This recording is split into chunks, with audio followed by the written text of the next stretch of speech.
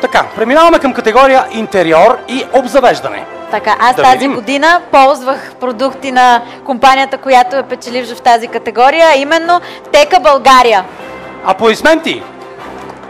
Тека е сред малкото международни компании с вече 100 годишна изключително успешна история.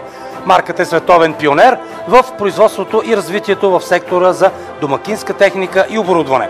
Тека успява да запази имиджа си на водещ бранд в сектора, но и непрекъснато създава малки революции в кухнята, като разработва и патентова някои от най-често използваните уреди в нашето съвремие. Богатата гама продукти на Тека получава ежегодно признание с множество международни престижни награди за дизайн и иновации.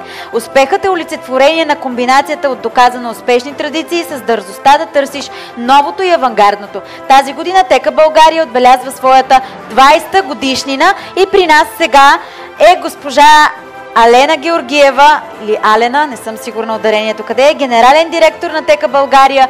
Надявам се вие да ни кажете къде е ударението.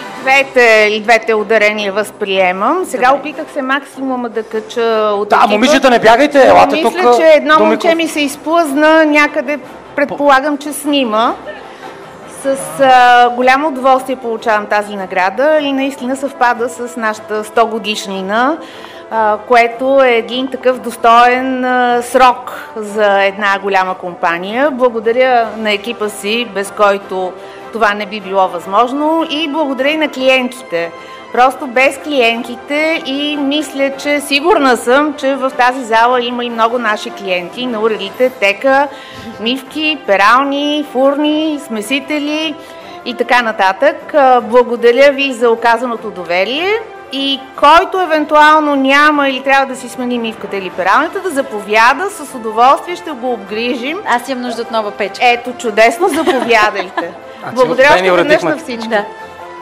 Аплодисменти за Тека. Чудесно представяне.